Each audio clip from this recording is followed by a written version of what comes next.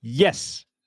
Welcome back to another episode of the Dev Update. It is Fez and myself, David, as your hosts, talking through this month's SODAX development update with some key insight, novel opinion, and especially some tech updates. So, Fez, how have you been in the past 2 months? Haven't seen you online.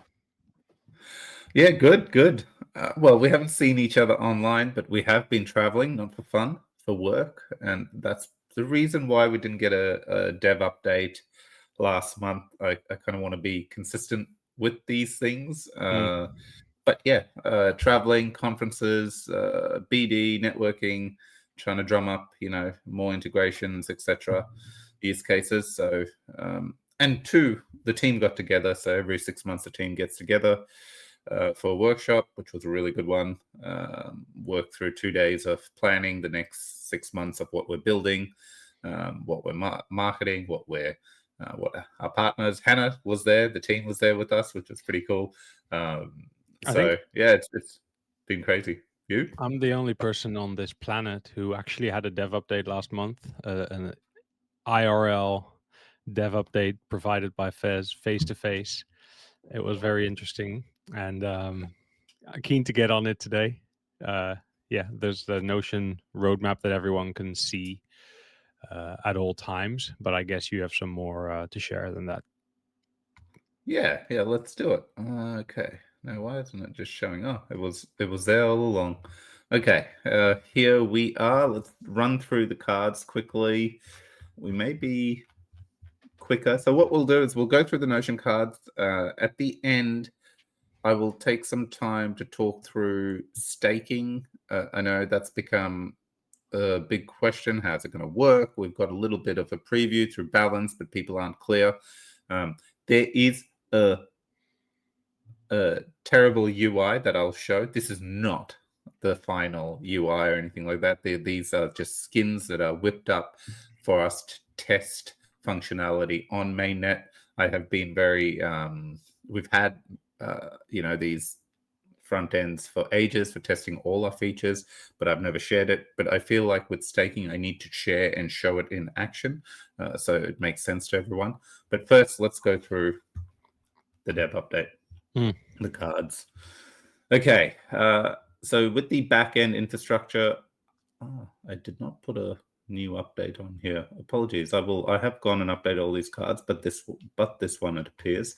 So with the backend, great news. So we have finished what we called the universal API. So at the moment, teams implement through the SDK, and there's all these different functions, including some backend functions that feed like APRs and things like that across a whole set of features that we offer.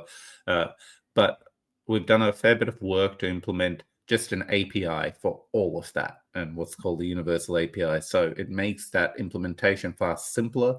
And this is what's been released in the latest stable SDK candidate release, which I'll talk to a little bit down the line. So that's one component that has been done and shipped to production. And the other aspect that we've been working on from the back end piece is the security dashboard.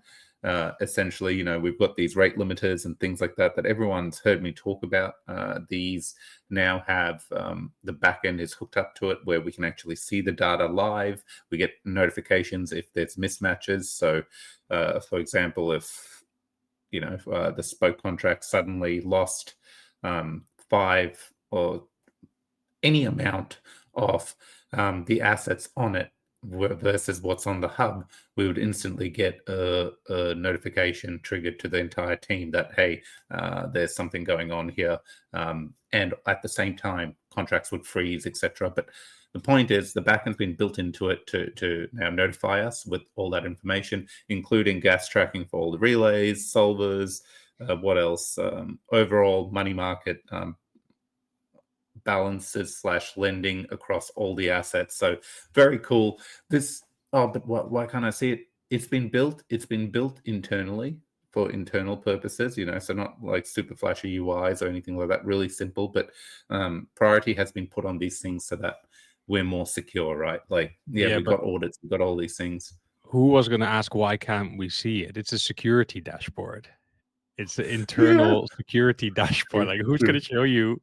Who's going to show you? Which company is going to show you their internal security dashboard? I don't know, a really trusting company, man. Yeah, open source probably, MIT Yeah. license, and all that good stuff. So okay, so a unified API. I've seen that because I've been working with the SODAX SDK recently. It's brilliant. Saw the unified API come through. Was wondering what that was about. Kind of Yeah. half understood. And then there is the security dashboard in the back end. Safe. Yep. Yeah. So, and that's always an evolving beast. New features will keep going to it, but the core of it is done and functioning and hooked up, which is great. So I'll leave that backend piece there. The solver V3 optimization V3. So basically the third iteration of the solver. Let's call it that. As you can see, I have put updates. Now, for this one, what I've done, the solver, the next iteration of the solver was a big piece in terms of a big research piece. So the research was done, and now we've been building away, diverted a lot more resources onto the solver. What we've done is there's two components.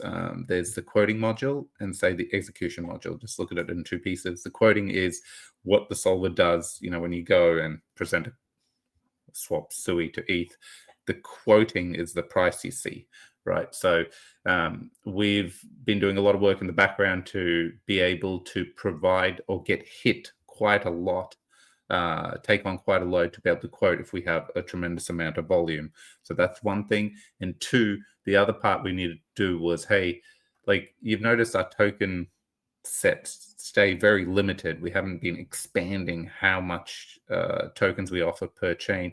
And that is actually intentional because we want to ship the next iteration of the solver, especially the quoting module, because part of that work is we've implemented a lot of caching and things that need to happen for us to expand our asset set, and two, implement more AMMs, more aggregators and things like that, that specifically aggregators, which was a very different and unique setup where we need to be able to cache data and access it quickly and do a lot of things very quickly. And the solver needed basically an entire revamp to make it ensure it can scale and keep up with what we're trying to do. So good news is that quoting component is done. The quoting module is done. The integration testing has been happening at the moment, where all these pieces for the quoting module have come together, been tested. They've been tested quite successfully, and we're looking to hopefully have it towards the tail end of November into production, but mid-November, in a week or so, into the staging environment so we can test with the upgraded quoting module.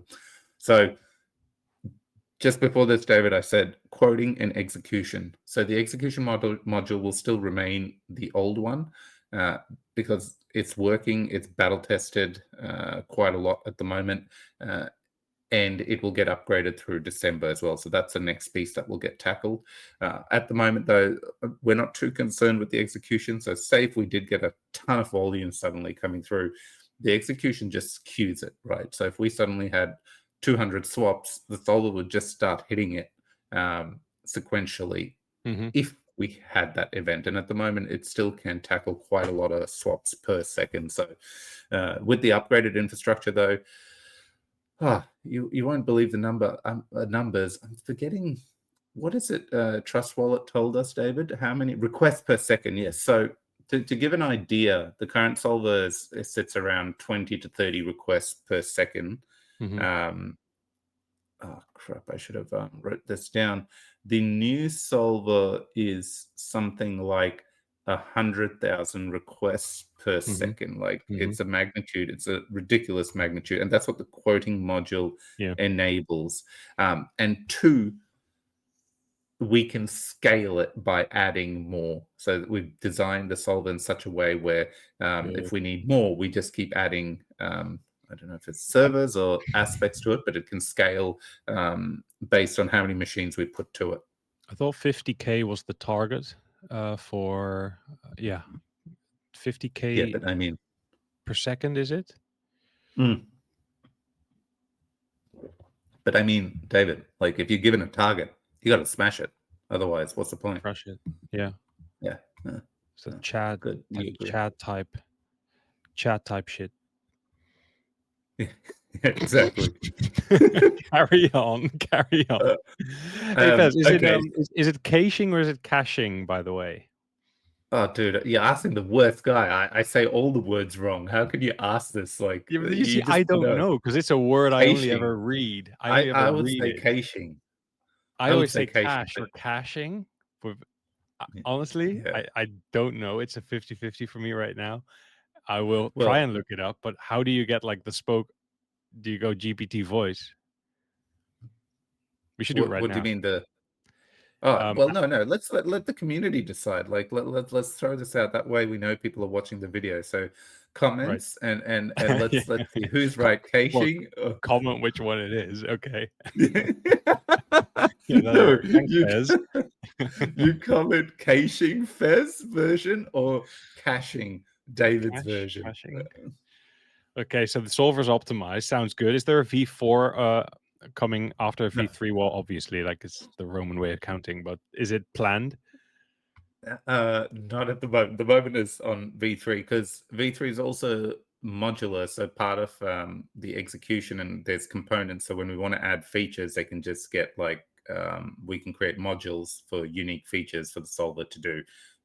So it was like, hey, we built two. We got familiar with the infrastructure, how the solver behaves, the things that take time because our solver's doing something a lot different to the normal solvers out there because it's borrowing and repaying loans on the money market. So the V3 was like, okay, this is how it runs. These are struggle points. This is what we need. How can we design this to be more, to be better, basically. Fair enough.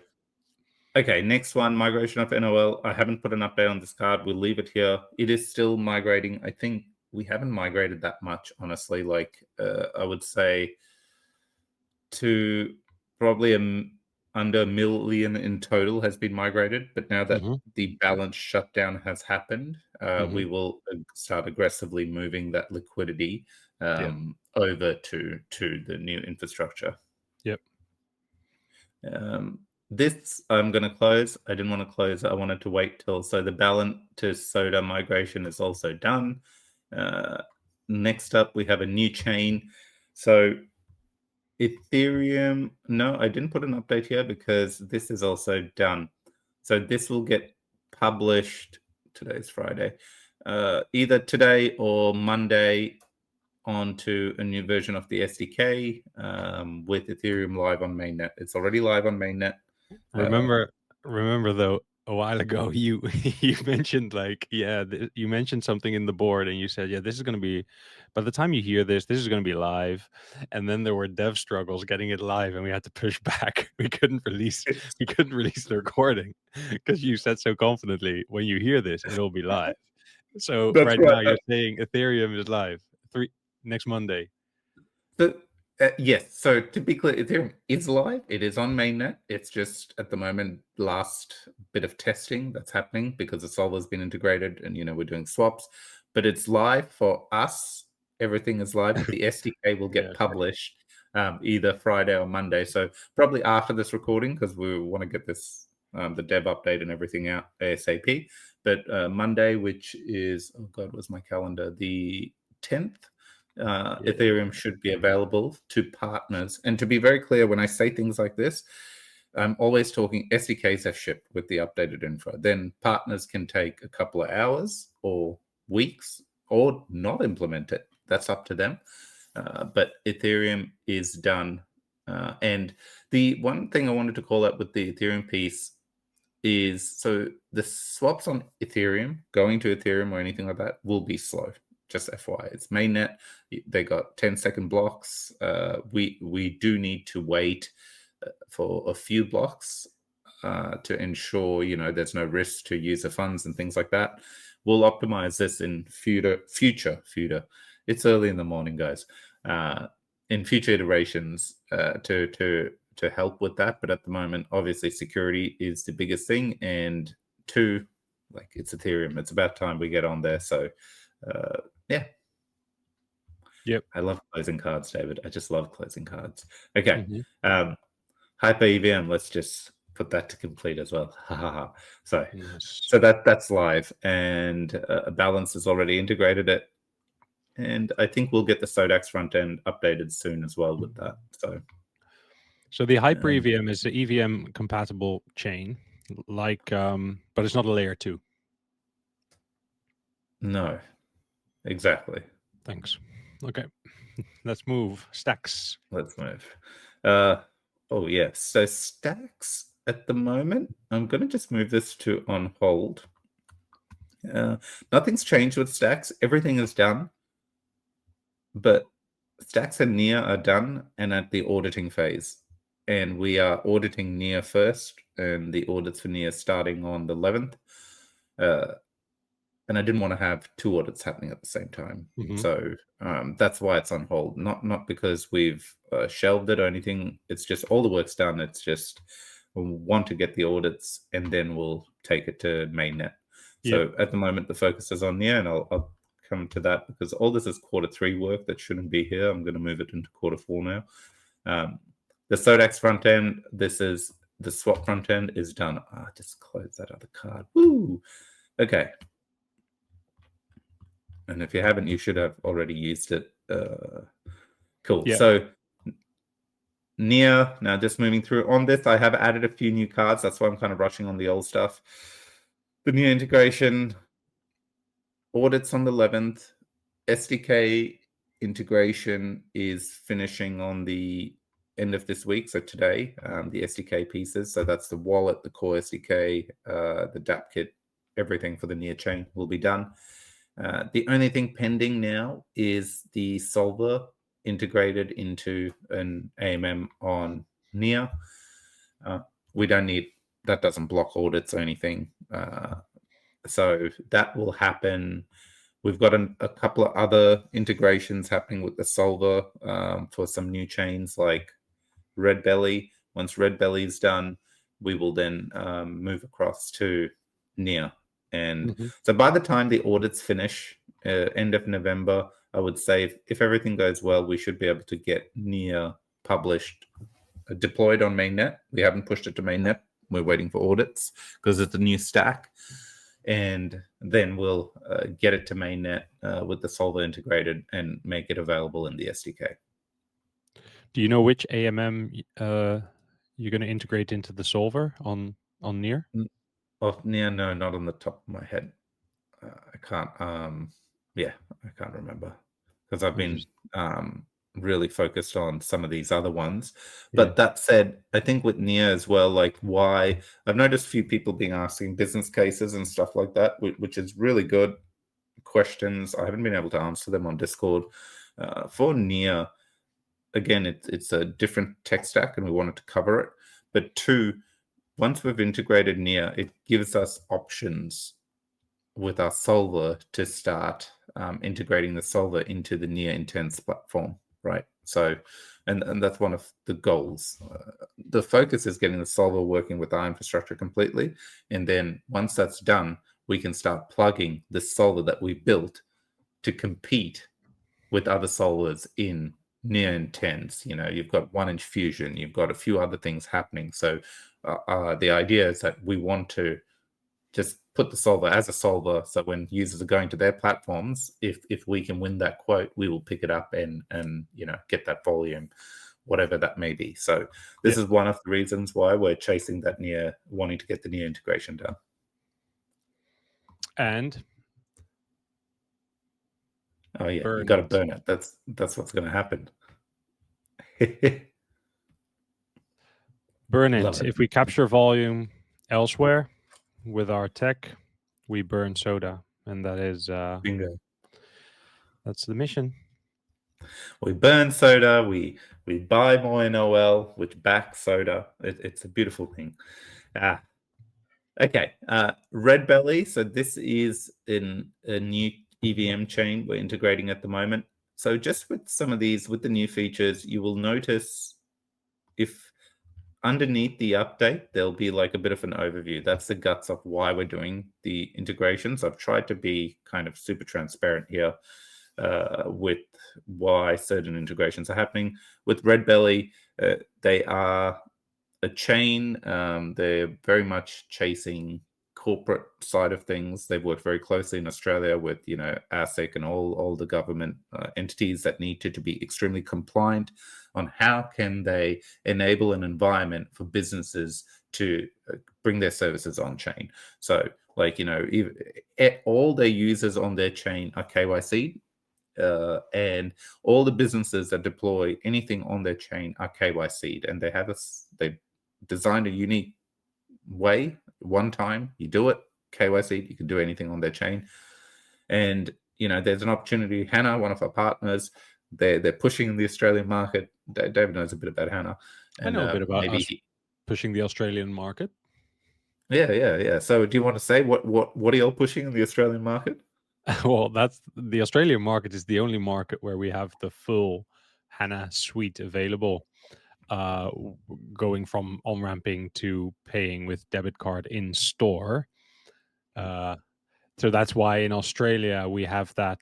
That's kind of the pilot program that we've been running. So we're targeting Australia with this value proposition, and people are enjoying that. However, we've just gone big, launching MoneyGram support in a host of regions.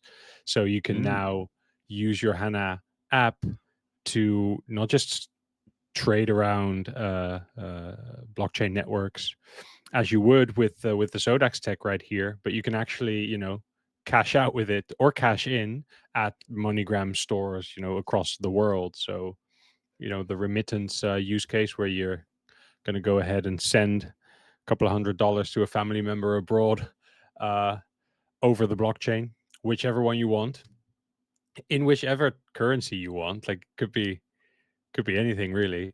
Although SODAX must support it, and at the moment, as you said, the amount of different tokens on offer in SODAX are still limited, but I know the amount will grow. So I guess in the future you can send like dog coins abroad and they can be cashed out at a MoneyGram location. This is actually possible. It's possible. It's possible in the Hannah app. Oh, wow. If SODAX supports, we'll do the rest. So yeah.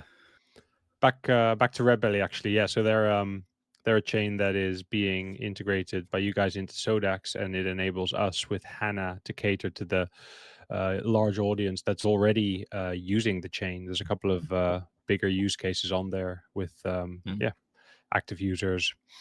So we'd love to service that as well with Hannah, with the Hannah app. Yeah, exactly. So they're compliant, like they're global chain, but I guess initially they got a lot of buy-in, especially from the Australian government. But I'll say government. They've got the support where the government sponsors initiatives around the blockchain. Like it's not all like ban. They like want to make it happen correctly, and there's budgets allocated to it. And they're working with those teams closely to be compliant. A huge KYC user base. Hannah's pushing the Aussie market, debit cards as well. What a great way to try and get on. So we're working in the background to get our infra on there and support that, so that Hannah can then go and do what they need to. And as David's called out, with SODAX integrated, then that's a missing piece of our close partners like Hannah growing. They need to make sure SODAX covers wherever they want to go. So that's what we're doing here. I didn't put anything here. Okay, let's get rid of this. So this Giwa chain is there's been some news about it. Upbit, Korean exchange, going to be launching a layer 2, only on testnet at the moment. They've only released a testnet. We have our infra deployed. We want them to know we have a relationship with them, with icon days and things like that. So it's not like there's any dealings. We just know that we knew the chain was coming. We want to show support. We've got everything up, and that's the sole reason for this at the moment. It's just working with them and to show that, hey, yeah, we've been longtime partners and we're keen to get our infrastructure on your new chain, and The second they have mainnets, we'll get on their mainnets. It will integrate our solver to their AMM and get things set up so that we can service that chain as well. Yep. Okay, now the next, there's a lot more features, but at the moment I've just tried to keep it simple. So these next three are new pieces. Before I go into hooks, let's talk about the stable release. So I mentioned this earlier, the stable release, like we have been releasing SDKs versions quite frequently. It does get a bit frustrating to some of our partners who need to update to get that new functionality or fixes. The goal has been, with our close partners, giving us a ton of feedback. We've been iterating on it, adding everything to the SDK and releasing it. And now we've been doing a lot of work to kind of go, okay, we need to get to this stable release. So instead of this version 00 candidate, we kind of want it so that when someone goes to consume the SDK, they see this version is the last stable release. And then there's like maybe 6 new release candidates.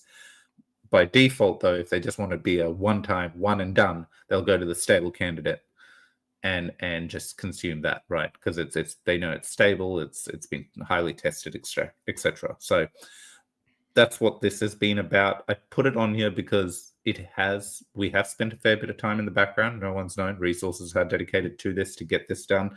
It includes a lot of improvements. I've called out like the universal API and things like that, including some feedback that came through with the SDK for certain transaction confirmations that weren't getting fed via the HANA team, via Balance. So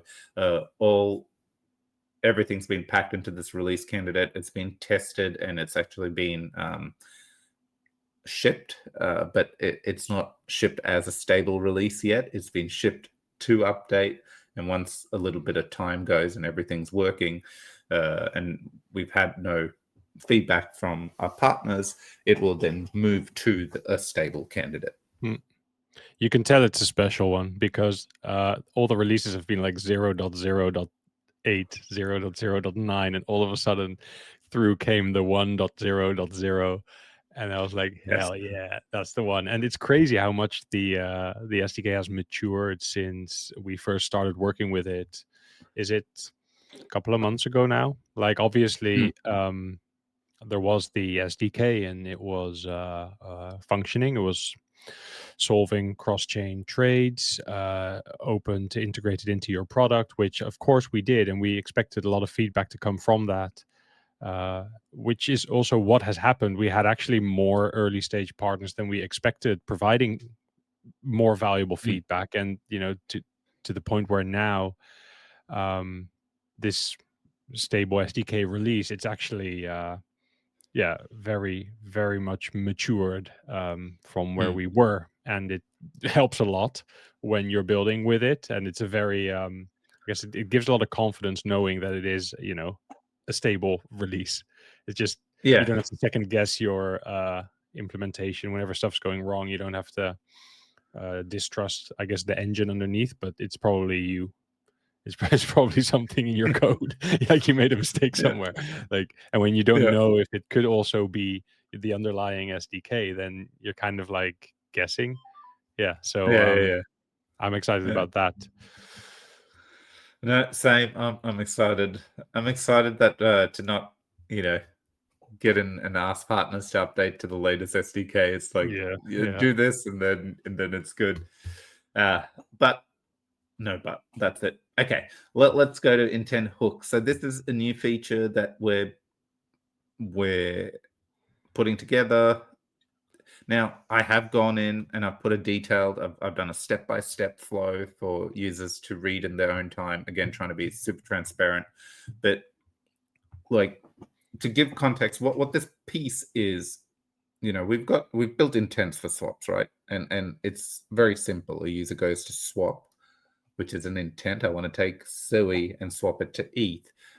It goes into the intent contract and then the solver does it. So Anton, in his creative process, one of our architects and tech leads, is like, okay, why don't we expand what Uniswap did for hooks for pools, where, it became, instead of just concentrated, V4 was like, you can create customized hooks that do different things to your pools with custom fees, all kinds of different things. So it's like, what can we do with intent hooks? And the concept came about as, hey, let's talk about a leverage hook, right? So what if we can create something where to the solver, it just gets presented as a swap? Like the solver just sees, I have to process this swap for this asset, and it goes about doing it. But the customization through the hook makes it a leverage swap, which means and this is the flow I've put up, right? So your traditional, if you think balanced in the current iteration, you take some BTC, you mint BNUSD, you got your BNUSD. Now, if you want to leverage up, you go, you buy more BTC, you add that as collateral, you mint more BNUSD, and then you keep looping that 3, 4, 5 times until you deem, okay, that's enough. Until you're so narrowly spread that a cent in price change is going to liquidate you. Yeah. Yes, that's what you don't do. But yes, you take a liquidation price of 1,000 on BTC, that's 100,000, and then you loop it down, and then you're safe. But leverage is risky business. But overall, people do it. That's the flow. What we've done here is, hey, what if we create it as a hook? As I said, what if we can create that flow, the looping, where it happens, and it happens when the user just does one click, and rather than creating more smart contracts, we create this smart intent hook contract where then we can create these various strategies like this. So from a user perspective, when this is done and we have a leverage hook in place, partners can integrate it where the user goes, yeah, I want to do this leverage play 1 times, 2 times, 3 times, 4 times, 5 times. It doesn't matter, whatever they pick one button, click one transaction. It gets placed as a hook. The solver just processes a transaction and delivers what it needs to. But in the background, it's actually leveraging the position up for the user and delivering a leverage position.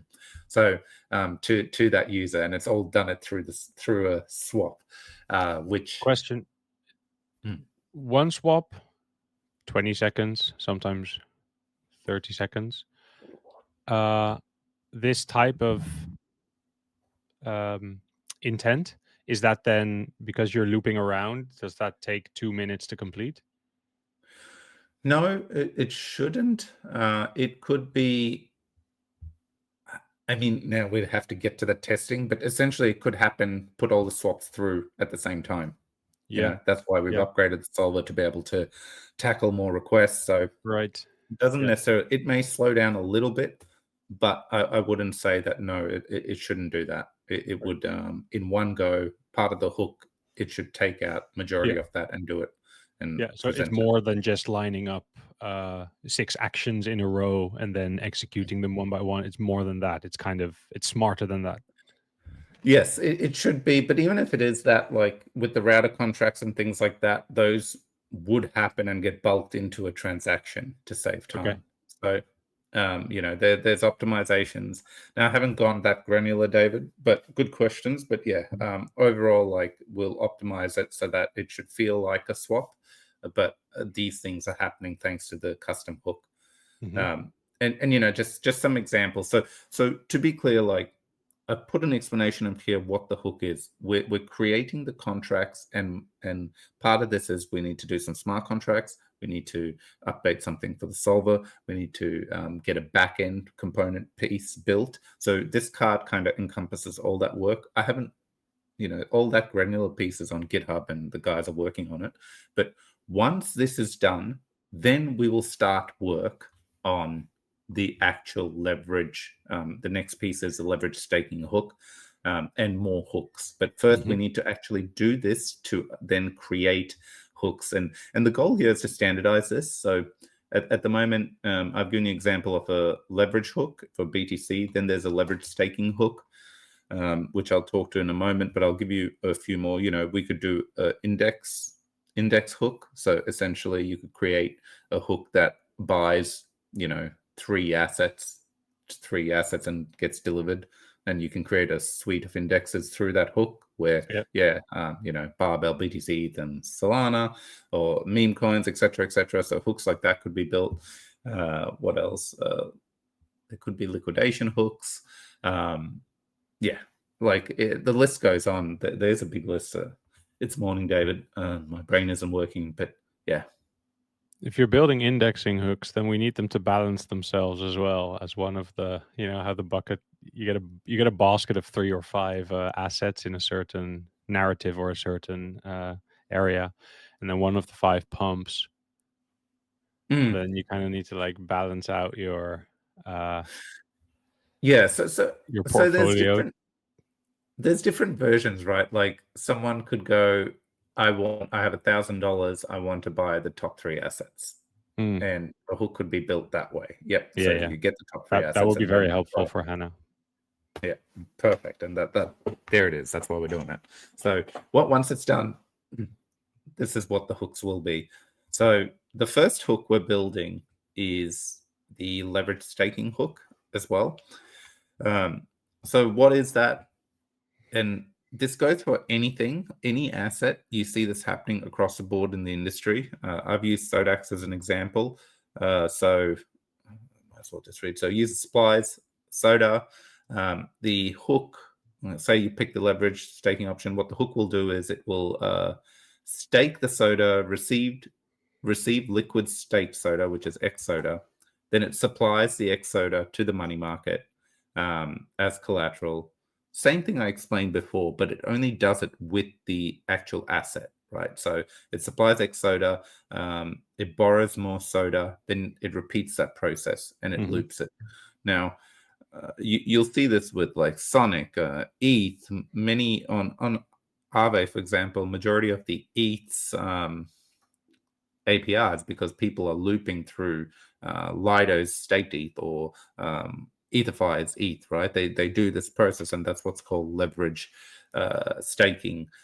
And it's possible because one, you can have the borrow ratio quite high up because they're basically the same asset. So if ETH's price fall, so does Lido's ETH, right? They while it's a little bit higher because it's got staking rewards, but the price basically adjusts at the in the same way. So in events of mass like for example, staked Sonic, Beats and Sonic, when that mass liquidation event happened, nothing happened with those pools because the price is just So this also then, but why are we doing this? Well, a user can have let's say they have $500 worth of SODA. Well, they could leverage that up into a staking of like 1,500 if they want, and essentially earn more rewards on their bag than what they're holding.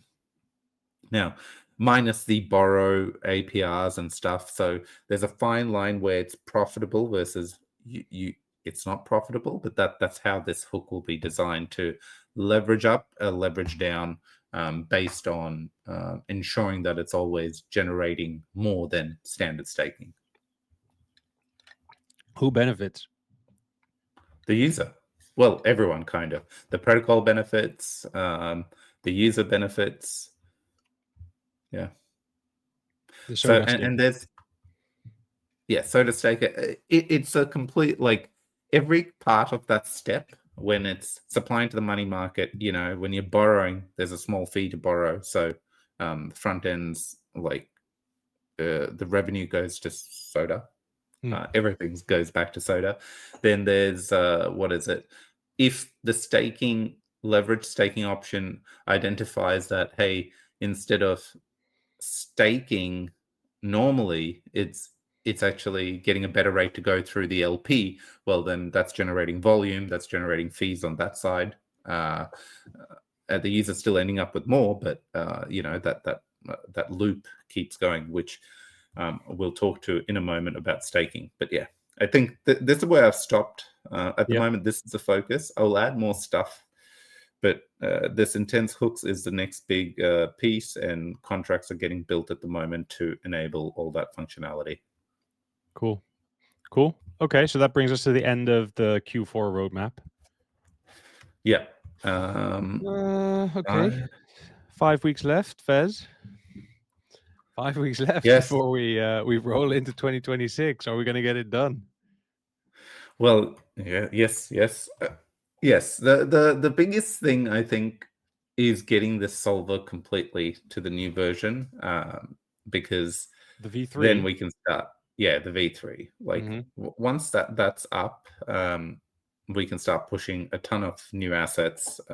Yep. And look in the background, some of the stuff that you don't see on the board is we've got in the pipeline now to start adding more AMMs. So at the moment, majority of each chain has one AMM, but soon we will start adding, more and more, and there'll be just dedicated resources just hooking in more AMMs per chain, and at the same time aggregators, because so that when users go to use infra or partners, they're getting really good quotes, and we're covering a wide span. And Yep. I'm quite excited about that, because even with one, like in so many parts, you see we beat the competition. Now, we don't always beat it. We never will always beat everyone. Okay. And something users and everyone should understand, right? Like on any given day, depending on how everyone's architecture, what they're connected to, they will get quotes that have an arbitrage opportunity or some kind of opportunity that, because we're not connected to, we don't see. And it could be a specific pool, like something. When talking to Alex, he'll tell me sometimes, like, we don't query every pool on every dex because it's very resource intensive, Mm-hmm. and there's a whole heap of stuff that happens there. But others may query more pools on a certain chain, which enable them to sometimes get better quotes, because there's an arbitrage opportunity happening with some shitty pool that they'll route through and deliver the better rate from. But it's all dependent on so many things. But in general, you've seen users, you'll go to compare certain parts, especially with SUI and other assets and things like that. We pretty much beat the competition most of the time with the SUI path, and a few others. So that's with one liquidity source. So when we get more, I'm quite excited to see how that shapes up. Yeah. Well, yeah, mostly for me because the additional assets that start showing up eventually in the SODAX offering. So from a wallet perspective, a user is going to be able to buy into assets that were previously not available because maybe one or two certain AMMs were not plugged into the solver yet. Asset breadth, they call it. Breadth. BREATH. Yeah. Asset breadth. So that's increasing. That's thickening. Are you going to show us the staking? Yeah.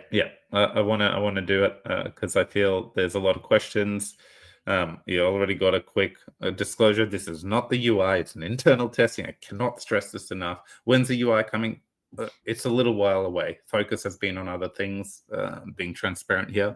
But what I want to show is I want to explain how the staking works. Staking is live. That's why, in the background, you can see with balanced, you can do it. There's no rewards though. Like, while it's all on mainnet, etc., none of that entire mechanism of, if users are staking right now, you'll see me stake, it doesn't mean I'm getting rewards. No. It is mainly just live. It's live in a very sped up version, so which I'll explain in a moment, but I'm going to run through. So with staking, how does it work? We've adopted the new V33 model, like how Balanced had, but instead of staking instead of picking a staking period of 6 months, 1 year, 2 years, you just stake. Okay. And when you go to unstake, there's a 6-month waiting period. And that's it. So why have we done this? Well, we're not a blockchain. We don't need to secure a protocol, right? Like now we don't need to secure our chain. We are a protocol, and our goal is to make sure that our token holders are rewarded for not the right behavior is the wrong word, but rewarded for being a holder and a long-term holder. Yeah, So committing. yeah, exactly. And this is not something we've just created, and this is like standard. Faro Exchange, who we've done some partnerships with and thing, you see they've moved to the shadow exchange. All the new AMMs essentially have moved to this new V33 model. So you stake, as long as you staked, we've simplified it. So you stake, you get a liquid stake token, and that's it. Like there's no, you don't need to vote for pools. You don't need to do anything. You just get a liquid stake token. That's it. And when you want to unstake, you just go to unstake, and you have to wait the 6 months. After 15 days, you can claim it early, but there's a 50% penalty. And what happens is if you do that, that penalty just gets distributed back to existing stakers. Yes. That penalty drops every day. Every block you'll actually see it kind of wind down. So as time goes on, you could wait 3 months and it's gone to 25%. You could get to 6 months and there's 10%. At that point, you may deem it that you want to do an instant unstake, pay that 10% penalty, and run off with your bag. You can unstake many positions. Like you could do a 20 half your stack unstaked, wait 6 months. You could do another 10% of your stack, and you can just unstake, as much of what you've staked in individual positions and wait different times for them. You can stake on any chain that we're connected to. So the infrastructure is built in that way. What else? I think that's, as I'm giving now, I've kept it simple, but now when I show you how the staking works, I'll break down the components and what's happening in the background. Yeah. Everything I said makes sense, David? It does. I'm just thinking, because if unstaking takes 6 months, then that would increase the price difference between staked soda and real soda on the offset. It's because if I don't want to sit around and wait for 6 months, I can just go to the open market and sell my staked soda for real soda. And if that's a one-on-one conversion in that pool, then that's brilliant, because that saves me 6 months of waiting. However, the price difference will be determined by how long people are willing to wait, and also the discounted profits that you would make from 6 months of waiting, I guess, because those 6 months you're not earning any staking yields. No. So you're 6 months on the sideline. So you might as well just take the hit on the open market and invest in something that might go up. You're right. And this is where the cool dynamic comes in play, because that open market could fluctuate quite rapidly, creating either a positive or a negative, and arbitrageurs would take advantage of that, which in turn, all of it just benefits the protocol and stakers. That's the beauty of it. Yeah. So, okay, because that part may have not made sense to a lot of people. It also took me quite a while for it to click when Anton was telling me. I'm like, whoa, slow down. I get the staking and I get the penalty and I get that, but yeah, okay. Let's jump in, because I'm cautious of time. Oh, we've gone for a bit. Okay, we'll do quick. Yeah, the beautiful staking UI. Everything is sped up. I cannot stress this. So we won't wait 6 months. You will actually notice it's a 5 minute and stuff counts down quite quickly for the purposes of understanding. Not bad for a final UI, this. Oh, you think it makes sense? Okay, good. We'll publish it. So as you can see, all the chains, I'm just going to stick to Sonic because it just because I want to stick to Sonic. So I've got my wallet in there. You can see I've got 400, this amount of soda at the moment. There is a bit of information here because I have got some XODA stake as I was testing and doing things. But look, I think all this is kind of the Balin staking, maybe. Anyway, so yeah, just this is it. Now I have two options here. I can stake and unstake, but I'm going to stake. I'm going to put 50 soda to stake. There is a UI. This is actually XODA as well. I cannot stress both of these are XODA. When you go to stake, the first thing you should see and would see from a UI is you have two. It'll present you. It may not even do this, but just for the purpose of the demo UI, so we can all understand how things work. It is giving me two things: the actual staking, which is if I just did a native stake, right? Like how much I get, similar to ICX and SICX. You could go in the old days to Ohm and stake ICX to SICX, and what that was a legit in the background ICX is getting stake, and you're getting that 1-to-1 ratio. Or you could go to balance and do the swap from ICX to SICX on the pool. And sometimes that would be more profitable, right? Because the pool was giving a better rate, where instead of doing a native stake, it's better to do a swap through the pool. Later on, then Balance, when we changed the Ohm thing, went away and changed it, Balance just automated that process, where when you swap ICX to SICX, if it was a better swap rate, it just did it as a swap, or just staked it. This is the same thing here, but I'm just showing it to you visually. So you can see when I'm going to stake, it is actually giving me a better ratio of liquid stake SODA than standard staking, because remember, there's going to be an X here that's missing. So when I go to stake, it will automatically, we've designed it so it automatically gives the user the most. Yep. With me so far? Yeah, Absolutely. Cool. So Okay. whenever it makes more sense to swap on the open market, that will happen for you. Bingo. So we go stake, ignore again all this shouldn't be there. Temporary UI for testing to explain things. What was it? 39.94. Shout out to Shatsian, by the way. Thank you very much, Shatsian, for your UIs. That's the UI library that is every front end, every front end on the planet right now. Yeah, it's amazing. Yeah. Okay, so here you go. I have staked, and you can see the total value of my shares XSODA, which it tells me then how much that XSODA is worth. Okay, so now I've staked. In my wallet, I would have a liquid staked XSODA, which I'm not going to touch on for the purpose of this explanation. And that's it. You're staked. Now, that XSODA, there'll be things you can do. Like you can take that XSODA and pair it with I don't want to confuse, but you can pair it with SODA, but actual interest-bearing SODA, the money market SODA, and put it in the LP. So your stake is also earning swapping fees, so you can double tap. That's how we've designed it.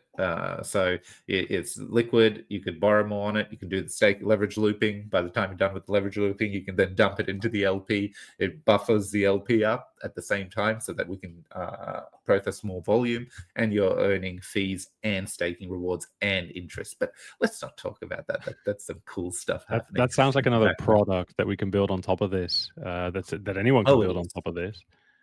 It is. But we're basically trying to maximize the value your token generates on all areas with minimal risk. Okay, so let's unstake. Now, this is the big part. So you can see I've got my XSODA. I'm just gonna unstake 10. Okay, so now the same thing's happening over here. You can see the second, ignore this minimum amount for now. I'm going to do 10. You have two options at the start. You can see I can do an instant unstake, because I told you have to wait 6 months. Or you can do an instant unstake, which is the same thing I explained earlier, is the instant unstake will basically do a swap via the LP. Yeah. So over here, you can see if I did an instant unstake, I would get 12.52 SODA. Or if I wait the 6 months, I will get 12.80 SODA. Yeah. I think what you're saying is that if I do an instant unstake, typically I would incur a 50% penalty, or whatever the penalty rate is for me wanting to bypass the 6 months. But in this front end, they will check whether it is worth taking that hit or just going to the open market with the XSODA and swapping it for SODA. And then they pick the best one for me. Please tell me that that's what it does. You're close, but this is doing that for you. So this is what this is showing you is if you did the 6 month wait time, you'll get this much. If you did the sell, you'll get this much. And what if you took the penalty? Okay, so that's where then, if I then go, so I'm not going to use the instant unstake, although in this situation I would, because it seems like barely anything. Or if I wanted to wait, I would go regular unstake, approve the UI, and I'm just signing a transaction now. And the UI should change in a sec. Confirm. So yep, I'm going to confirm it. And approved. Now you can see I have got the option. So now I've done a regular unstake. You can see how it's got it as request 1. This is what I meant. I could go and do another 10, 10, 10 and have separate unstaking. This is sped up, but you can see now I could claim, which would mean I would, instead of getting my 10, I would only get 5.4 SODA, and the rest of it would go to the penalty. Or this would go over 6 months, but you can see as I'm waiting more time, more blocks are falling, I'm getting more of my SODA. So depending on how far I want to wait. So this is when the instant unstake penalty comes in, not in the first step. The first step is we show you very clearly what your options are. Now, the UI can be designed in all kinds of ways to make this far simpler, but I'm just, from a technical perspective, showing you how we've designed it. So we will always look at the liquidity to give the user the option that, hey, is this a better option for you? So as you can see now, like what will start to happen though, like that quote from the liquidity pool can change quite, as you were talking about, would change quite drastically depending on what users do. Like if we have a whale suddenly pay a 25% penalty fee, the ratio backing SODA would change dramatically because that penalty goes straight to all the SODA stakers, which means the LP, the price of X SODA versus SODA would change dramatically again. So they would present an arbitrage in one way or the other. And this is kind of what you were touching on earlier, that these mechanics are kind of designed that if people pay penalties and try to get out early, the long-term backers benefit from it, but at the same time it creates a bunch of trading arbitrage opportunities, which again generate revenue, which feed back to the stakers anyway. So I'm going to do this here, David. Like I'm going to, I put 10, I did 10. I've got an impatient. It's 4 months down the line. I want my 720. Just keep an eye on this. Okay. So I'm going to authorize this. I'm going to claim it. And did the value change? I can't remember what the value was. It was 46 something, and it still is. Yeah. Okay, so maybe I didn't, but that's what would have happened. So, that's right. Now there's heaps of there's heaps in the background. So, yeah. So essentially that's I've paid the penalty. I've ended up with my 7. And this is on mainnet, so I'm losing SODA tokens here. But I've ended up with my SODA a lot less than 10. I would have ended up with 7 in my wallet based on that, and I would have paid the penalty, and that penalty would have just gotten redistributed to the backing of the X SODA. So the alpha play is stake, set, and forget. Yeah, and then there's 2 things, right? So if we do initiatives, like how you see the liquidity pool. So like, I don't want users, our community or people to worry. Like the whole idea around this is keep it simple, liquid stake, 1 token. We can do initiatives, drives, reward programs, etc.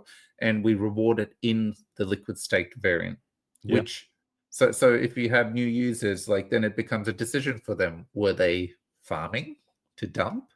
And if they were, well, they get it in the liquid stake, which they have to either swap through the pool, generating revenue, or wait their period, or they may pay the penalty.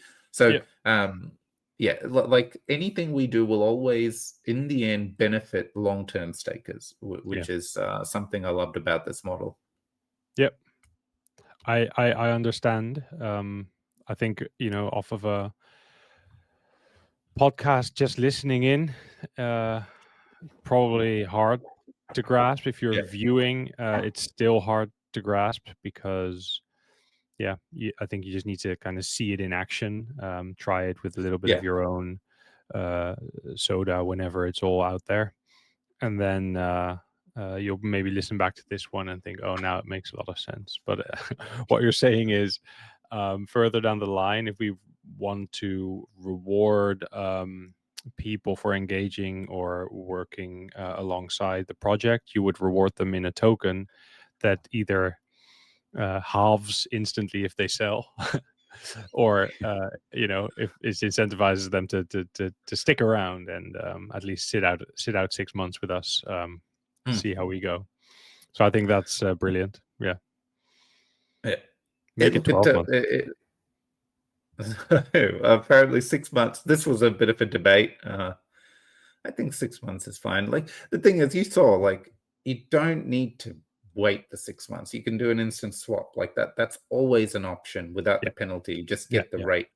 But right now, I think you're seeing very, like in my demo, you saw very feasible rates. Like, at some point, it could be very the other way, right? Like, it would be sometimes you may go and look at the instant swap and it's giving you worse than taking the 50% penalty or close to that. That's where you just wouldn't touch it, right? Like, you would never do that.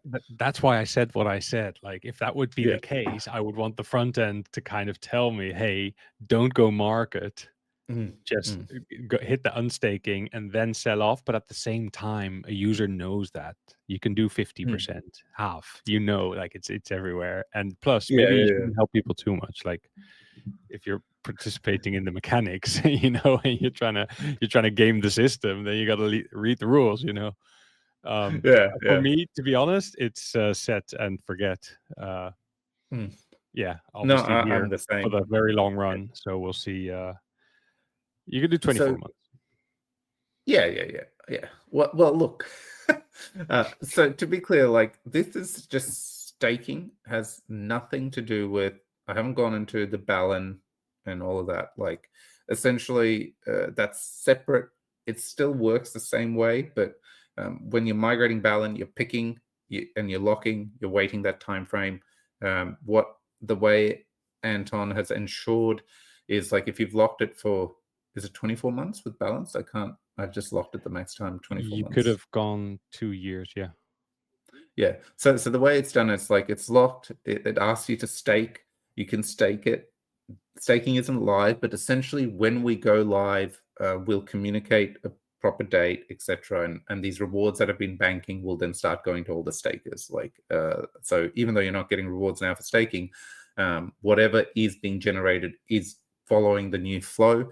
And when staking is ready, because we have to finish off the auto distributions off the flow, we'll get that sorted and then tee up a date for staking to launch. And essentially, all this period of time is backdated, and y'all are going to benefit. And the second part for the balance staking is, if you've gone the 24 months, you don't have to do 24 months and then wait 6 months to unstake. So essentially, you will get an option that 6 months before the 24 months, you can wait out you can unstake and have the 6 months flow that way. So those things have been thought of and are part of that implementation. Yeah, that's it, David. We did it in 20 minutes, I think. Brilliant. Well done. Thanks if you're still here for listening in and staying in touch with the progress that we're making. More and more of it is getting very visual. Swaps are out there. We are looking at a lot of front ends, integrating the tech. But then I think these pieces will be very interesting for the community, and of course the entire migration from ICX to SODA is a big one. So that's exciting times ahead. We haven't even touched on that because this is a tech and dev update.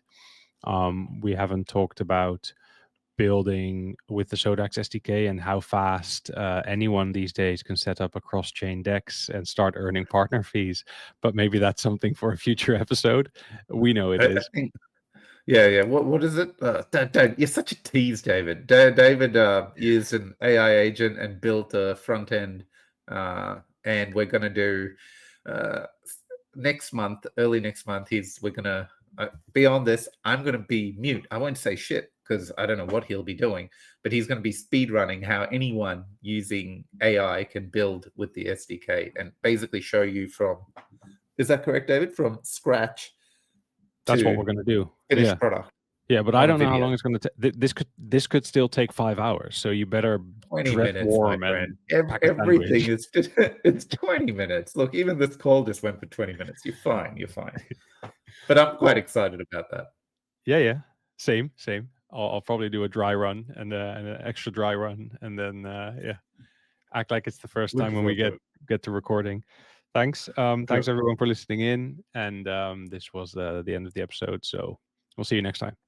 Bye.